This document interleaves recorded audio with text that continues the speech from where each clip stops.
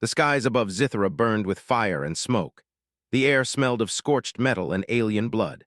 The Deathworld stretched endlessly below, a landscape of jagged cliffs, poisonous swamps, and towering, carnivorous plants that reached for the sky as if the planet itself wanted to consume everything alive.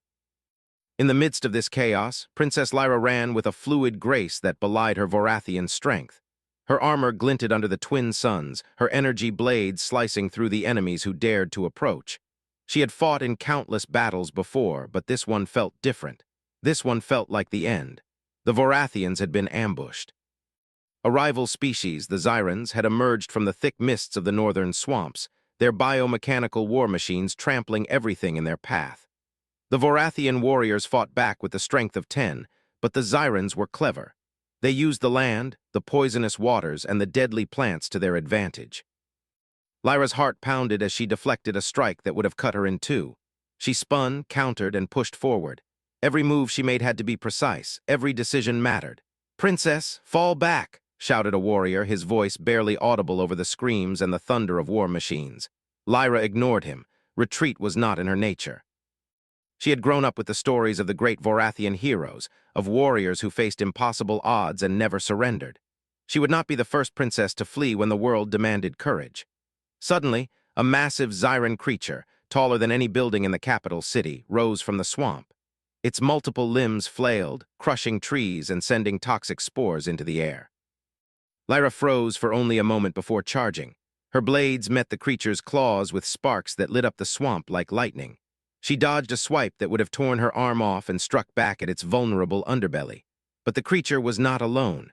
Several Xyran soldiers flanked it, their weapons firing corrosive energy.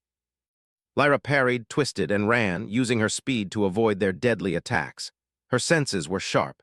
Every movement, every sound, every shadow could be a threat, yet she pushed forward, deeper into the swamps, seeking a way out of the ambush. Then the ground beneath her shifted. A massive root burst through the swamp, knocking her off balance. She landed hard, her blades skidding across the toxic mud. She struggled to stand, coughing as the poisonous air burned her lungs. Panic tried to rise within her, but she forced it down. She could not allow fear to control her. Not now, not ever. From the mist emerged another figure, a Xyran warrior, sleek and deadly, its armor glinting in the dim light.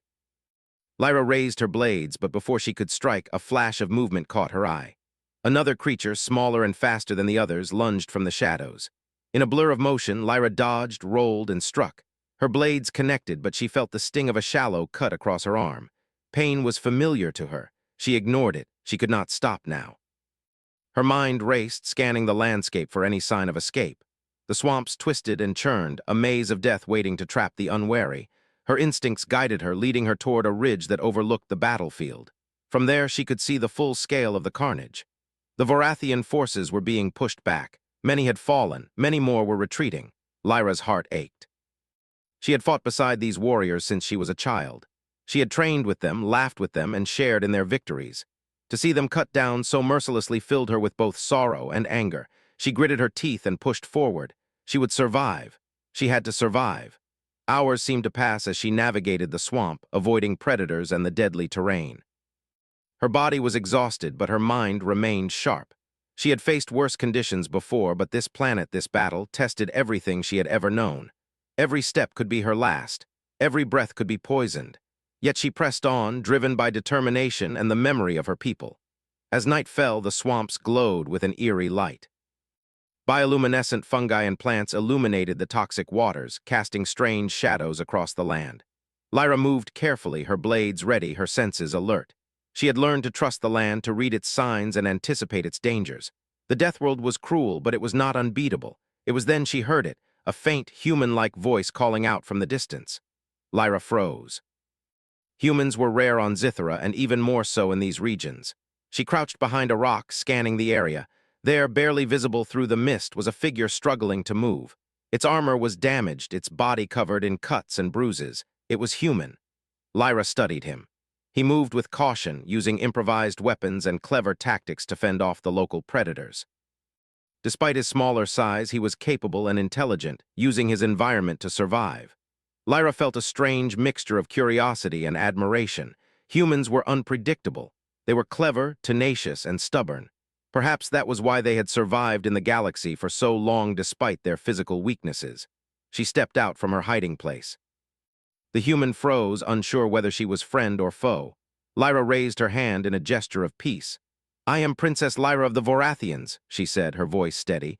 "You are safe for now." "That is all that matters now," she extended a hand. "Come, we can help each other." Together, they navigated the treacherous swamps. Lyra taught him how to avoid the poisonous plants, how to move silently through the mud, and how to anticipate the attacks of predators. He, in turn, showed her human tricks, simple but effective inventions, clever traps, and strategies that took advantage of the land in ways Vorathians never considered. As dawn approached, they found a small ridge overlooking a calmer area of the swamp. Lyra looked at the horizon, the morning light illuminating the twisted, dangerous beauty of Deathworld. She realized something profound. Survival was not just about strength. It was about intelligence, adaptability, and courage. Humans had these qualities in abundance. The human, whose name was Ethan, smiled faintly despite his exhaustion. "I never thought I'd see another living soul out here," he said. "Especially not a princess." The battle was lost, many of her warriors were gone, but she was alive. She had not only survived, but found an unexpected ally. The Deathworld was unforgiving, but perhaps it was also a teacher, revealing strength in places she had never imagined. As they prepared to move forward, the distant sounds of battle echoed across the swamp. Lyra knew the world beyond this ridge was no less dangerous. The Xyrans would continue their attacks, and the Vorathian Empire would mourn her. Yet she also knew something else. Humans could fight in ways even the strongest Vorathians could not. And with Ethan at her side, she felt ready to face whatever Zithra had left to throw at them. The morning sun rose over the jagged cliffs, casting long shadows over the swamp. Lyra and Ethan set off together, moving with purpose, moving with determination, moving as survivors who refused to be broken by a world that sought to crush them. And somewhere deep within her, Lyra knew that this unexpected partnership might not only save her life, but could also change the fate of the Vorathian Empire itself. The swamp was quiet for a moment, but Lyra knew better than to trust it. Zithra had a way of lulling survivors into a false sense of security, only to strike when they were least prepared. She moved carefully, her senses alert to every rustle in the toxic undergrowth, every shadow cast by the twisted trees. Beside her, Ethan mirrored her cautious steps, still learning the subtle rhythms of the Deathworld. "I've never seen a place like this," Ethan said quietly, glancing at the glowing plants around them. "Even Earth's worst jungles don't compare. One slip and even the strongest warriors fall." Hours passed as they navigated the treacherous swamp. They encountered massive, carnivorous plants that snapped at them like living traps. Lyra's blades cut through their thick vines with ease, but Ethan's quick thinking saved them from more than one deadly encounter. He used simple, improvised tools, rocks, sticks, and even pieces of his damaged equipment to distract the plants or block their attacks. Lyra realized humans had a strange combination of courage and resourcefulness that made them dangerous allies. At one point, a sudden roar echoed through the swamp. Lyra froze. From the mist emerged a creature larger than any she had faced before, its multiple eyes glowing red. Its limbs were long and sharp, ending in deadly claws. It advanced slowly, deliberately, as if it could sense their fear. Ethan whispered, "We can't fight it head-on, not like this. We lure it into the quicksand patches. It's heavy, it will sink." At the last moment, he used a long vine to trip the creature. It stumbled forward, fell into the patch of quicksand, and struggled as its weight sank it deeper. Lyra exhaled, relief washing over her. "Impressive," she said. "You think fast under pressure." "Looks like you agree." The swamp glowed with bioluminescent fungi, casting soft light over the jagged terrain. Lyra sharpened her blades while Ethan tended a small fire, carefully keeping it low so predators would not notice. "You're not afraid of the darkness?" Ethan asked, watching her work. Lyra shook her head. "I've fought in darker places than this. Darkness does not scare me. Weakness does, ignorance does. Those who underestimate their world die quickly." Predators prowled nearby, but neither of them slept lightly. Survival demanded vigilance. The next day brought more challenges.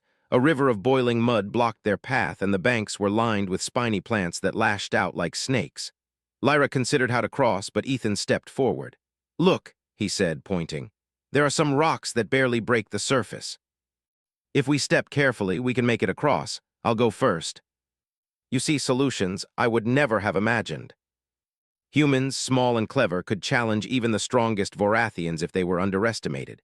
As they moved further, Lyra noticed something troubling: tracks. Heavy, deliberate tracks that did not match the natural predators of the swamp. They followed the trail cautiously and soon discovered a small group of Zyran scouts hunting for survivors. Lyra's blood ran cold. "We can't fight them all," she whispered. "We'll be trapped." Lyra fought when necessary, but Ethan's strategies allowed them to defeat the scouts without engaging in a full battle. After the fight, Lyra looked at him with new respect. "Your people survive because you think differently. Strength alone would not have done this." "Looks like you agree. You have all of that, and yet humans managed to surprise you." Both knew the dangers of Zithra were far from over. Yet for the first time, Lyra felt a sense of hope. They were survivors, yes, but together they had a chance. A real chance.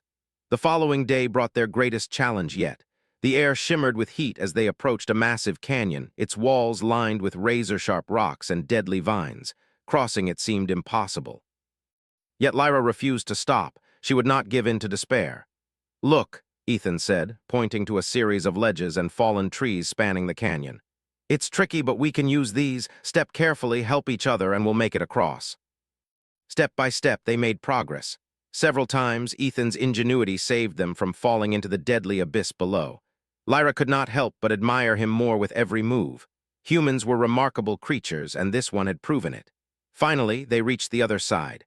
Both were exhausted, but the sense of accomplishment was overwhelming. They had survived another trial, using a combination of Vorathian strength and human ingenuity.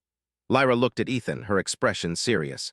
"You are more than a survivor. You are an equal in this fight."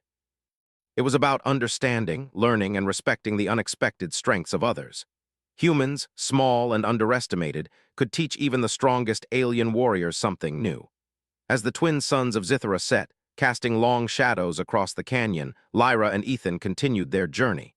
Ahead lay unknown dangers, but together they felt ready to face anything. The Deathworld was harsh, unforgiving, and deadly, but it had also taught them something invaluable. Survival was about more than power. It was about courage, cleverness, and trust, and in that, humans could be more formidable than anyone imagined. The journey back to Vorathian territory was even more dangerous than the journey out. The swamp behind them was only the beginning. Ahead lay jagged cliffs, open plains of razor-sharp rocks, and predator-filled forests that had claimed many of the Empire's warriors before. Lyra and Ethan moved with caution, each step measured, every sense alert. "You really think we can make it back alive?" Ethan asked, scanning the terrain. "I mean, all the maps I've seen of Zithra don't even show some of the things we've been through." He had faced dangerous worlds before, but none like Zithra. None that tested every skill, every instinct, and every ounce of courage. And yet, he could not deny that Lyra's presence made a difference. Her strength and skill were unmatched, but it was her insight and quick thinking that guided them safely through the deadliest terrain. As they moved into a dense forest, they were confronted with a new danger. The trees themselves seemed alive. Massive limbs twisted and reached for them, snapping like whips. The ground moved, creating pits and unstable surfaces. Lyra leaped over a snapping root while deflecting smaller branches with her blades. Ethan followed, but a sudden shift in the ground caused him to stumble. "Hold on," Lyra shouted, grabbing his arm. With a pull, she steadied him just as a giant clawed plant tried to ensnare him. "That was close," Ethan muttered, catching his breath. "I don't think I could have done that without you." "That is why we survived together." Lyra began to see that strength alone was not enough on Zithra. Human creativity was a powerful weapon in its own right. At midday, they reached a wide canyon, deeper than any Lyra had crossed before.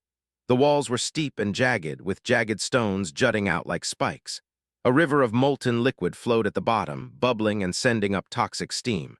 Crossing it seemed impossible. Ethan studied the canyon, his brow furrowed. "There might be a way," he said finally.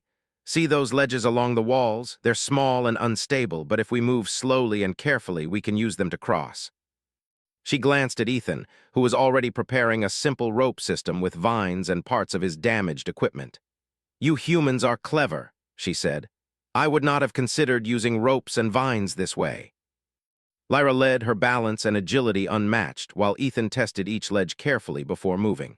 Twice, loose rocks gave way beneath them, but Ethan's quick thinking and Lyra's strength prevented disaster. By the time they reached the other side, both were exhausted, but the sense of accomplishment was overwhelming. As they rested, Ethan asked, "Do you ever think about your father? What he'll do when he finds out you survived?"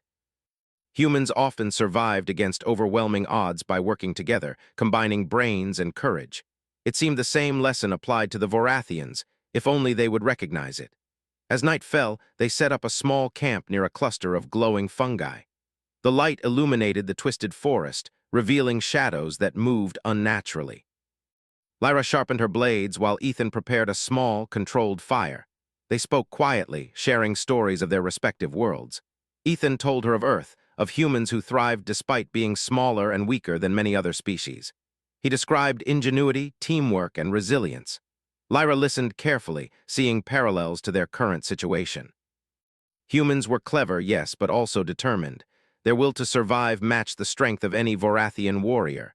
"You are teaching me something valuable," Lyra said quietly. "Not just about survival, but about perspective. Humans see the world differently. Perhaps that is why you endure when others would fail. About strength, about never giving up even when the world seems determined to destroy you. We make a good team. We can use the rocks and the natural paths," he said. "If we move quietly and strike strategically, we might be able to disable a few and avoid a full battle." When the scouts approached, several fell into hidden pits, while others were caught by tripwires that sent them tumbling down rocky slopes. Lyra struck only when necessary, her blades precise and lethal. By the end of the encounter, they had defeated the scouts without engaging in a full-scale battle. Lyra looked at Ethan with renewed respect. "You think like a warrior, but you fight differently." "That is remarkable." As they continued, Lyra noticed changes in the landscape. The swamps and forests gave way to jagged hills and rocky outcrops. Predator sightings became more frequent, and the terrain itself seemed designed to punish the unprepared. Yet together, Lyra and Ethan navigated every obstacle. Her strength, his ingenuity, they complemented each other perfectly. One afternoon, they stumbled upon a cave system filled with toxic fumes. The passage was narrow and winding, but it offered a shortcut back to Vorathian territory. Ethan tested each step, using small stones to detect unstable surfaces, while Lyra cleared obstacles and defended against creatures that lurked in the shadows. Hours later, they emerged from the cave, weary but unscathed. The Vorathian capital was visible in the distance, a glittering city atop jagged cliffs. Lyra's heart swelled with hope. They were close. She had survived, and she had learned to see strength in unexpected forms. "Almost there," she said quietly. "Soon we will be home. A human surviving on Zithra and by your side. That will change how he sees the galaxy." Lyra and Ethan used every skill they had learned. They moved strategically, setting traps, using the environment to their advantage, and relying on each other's strengths. Ethan's clever diversions drew predators away, while Lyra's combat skills ensured they could survive close encounters. Step by step, they crossed the deadly plain, never once underestimating the danger. Finally, as the suns of Zithra began to set, casting long shadows over the land, they reached the outskirts of Vorathian territory. Exhausted but alive, they paused to catch their breath. Lyra looked at Ethan, her expression a mixture of pride and admiration. "You have proven yourself," she said, "not just as a survivor, but as a warrior in your own right." Perhaps humans are more than our people realized. The journey had tested them, challenged them, and shaped them. Zithra had shown them both the power of courage, intelligence, and partnership. And as they neared the city, Lyra felt a deep certainty. The human beside her was not just a survivor. He was a hero in his own right. The Vorathian capital rose before them, a city of jagged towers and shining spires that reflected the twin suns of Zithra. From this distance, it looked serene, but Lyra knew better. Inside its walls were soldiers, courtiers, and her father, the alien King Raxar, who believed she had perished in the recent battle. The thought of seeing him again stirred a mix of relief and apprehension in her heart. Ethan glanced at her. "You ready for this? I mean, your father doesn't even know I exist, and now I'm standing right beside you. That could go badly. We have survived Zithra together. That is proof enough that we are capable. The rest we will face together." And beside her, Ethan, small but clever, resilient, and resourceful, walked with confidence that surprised even her. The guards at the gate paused when they saw Lyra. They had been told she was dead, and yet here she stood, alive and accompanied by a human. Whispers spread quickly, and the gates were thrown open by the astonished guards. Lyra stepped forward, her posture proud, her eyes focused on the palace where her father waited. King Raxar sat on his throne, towering and formidable. His black scales glimmered under the ceremonial light, his expression grim. He had mourned his daughter, mourned her loss in battle, and had grown colder in the weeks since. Yet now his eyes widened in disbelief as he took in the sight of Lyra, alive, standing tall and beside a human. Lyra, his voice was low, strained.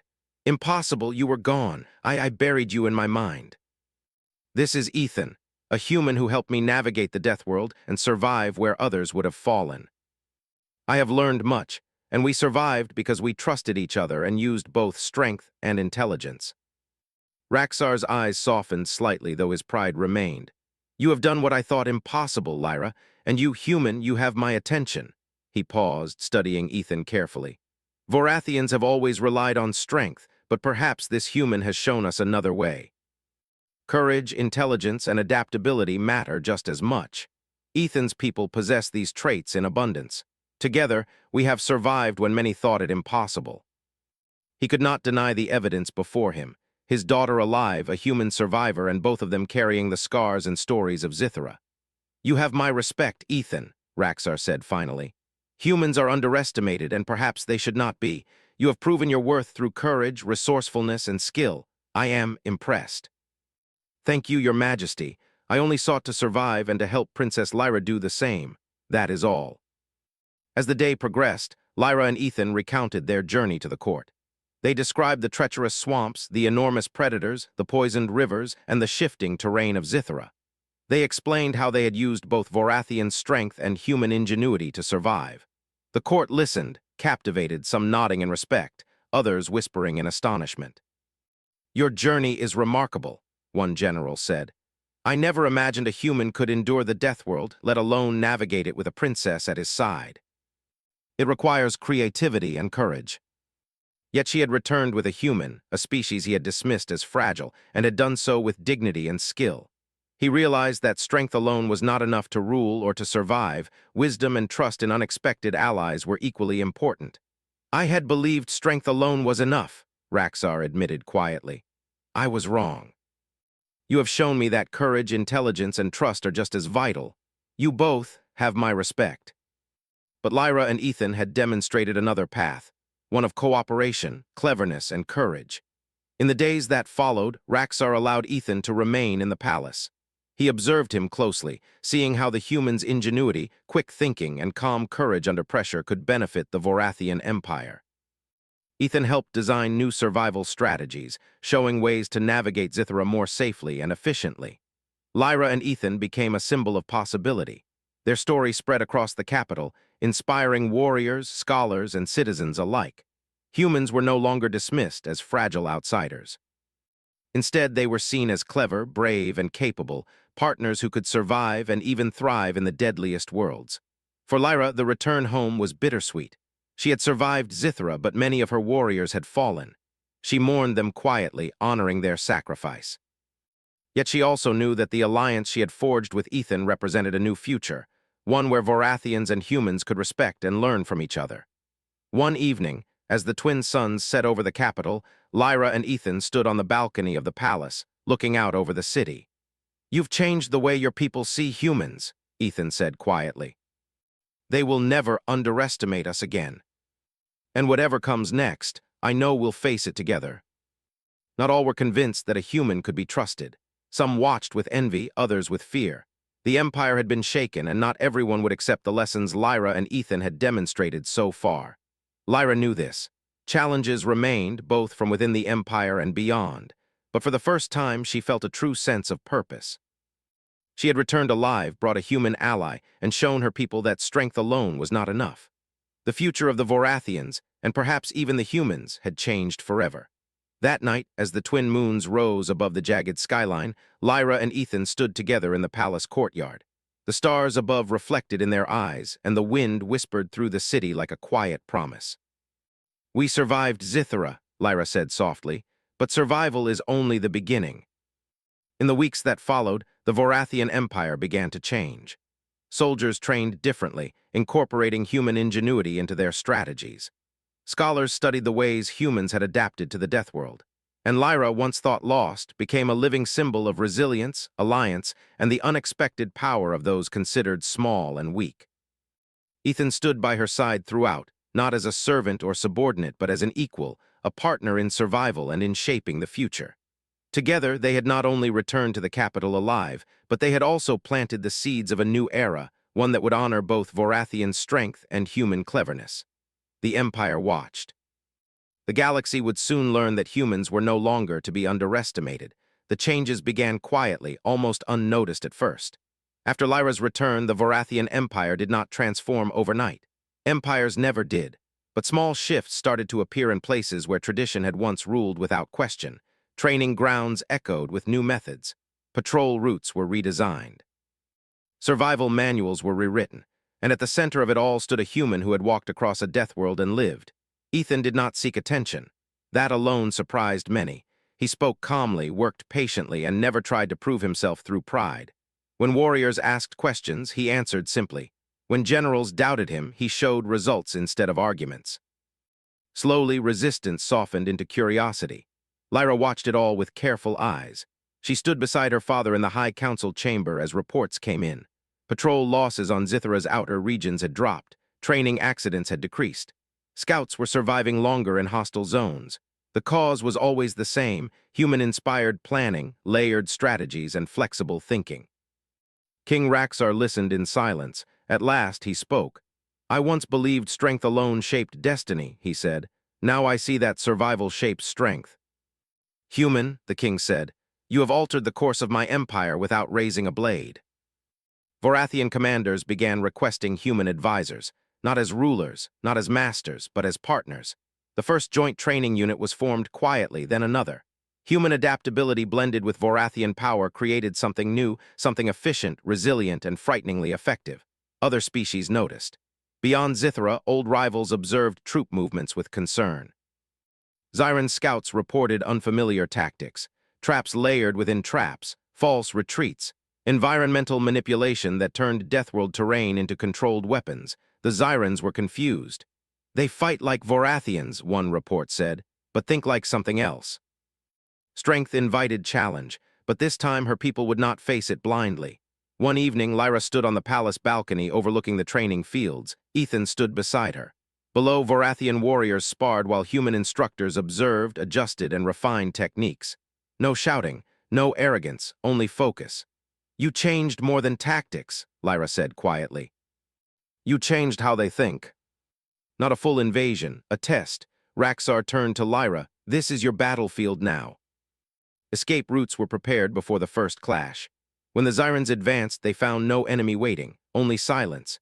Then the ground shifted, paths collapsed, supply lines vanished, visibility dropped, confusion spread. By the time the Zyrans realized they were surrounded, the battle was already lost, not through slaughter but containment. Lyra led from the front, precise and calm. Ethan coordinated from a command ridge, feeding information, predicting movements, adjusting plans in real time. When the final Zyran commander surrendered, he stared at Lyra in disbelief. "You fight like monsters," he said, "but think like humans." They were respected, feared, and admired. Back in the capital, the celebration was subdued. Vorathians did not waste energy on excess, but pride filled the city nonetheless. For the first time in generations, Zithra felt controlled. Raxar addressed the Empire days later. "My people," he said, his voice echoing across the spires, "we believed ourselves the strongest. Zithra taught us humility. Humans taught us adaptability. Together, we are something greater than either alone."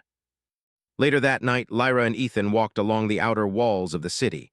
The Deathworld stretched beyond the lights, vast and dangerous as ever. "I once thought Zithra tried to kill us," Ethan said quietly. Lyra looked at the dark horizon. "It does, but it also reveals truth. On Earth, we learned that the hardest environments create the strongest survivors, not because they are brutal, but because they must adapt. But for now, this is where I'm needed. A leader shaped by loss, survival, and understanding. The galaxy watched closely, because if humans could survive Zithra, and when they stood beside allies willing to learn, they became unstoppable. As the twin suns set over Zithra, Lyra looked out over the land that had nearly claimed her life. Instead, it had changed her destiny, and the destiny of two species, together.